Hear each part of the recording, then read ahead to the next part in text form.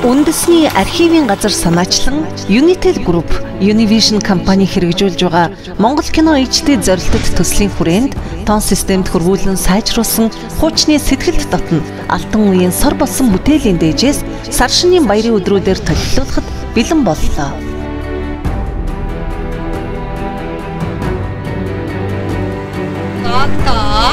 Очень хороший. Нет. Будет. Нет. Энэс илүү яах вэ? 1957 онд бүтээгдэж Монгол кино төслийн хүрээнд хөрвүүлэн сайжруулсан Сэрэлт Монголын уран сайхны киног HD форматаар 2 дугаар сарын 10-нд боловсрол суваг телевиз, 2 дугаар сарын 11-нд Монгол телевиз, SPN телевиз, 2 дугаар сарын 12-нд Монголын үндэсний олон нийтийн телевиз, 25 дугаар суваг телевизүүдээр тус хүлээн авч үзээрэй.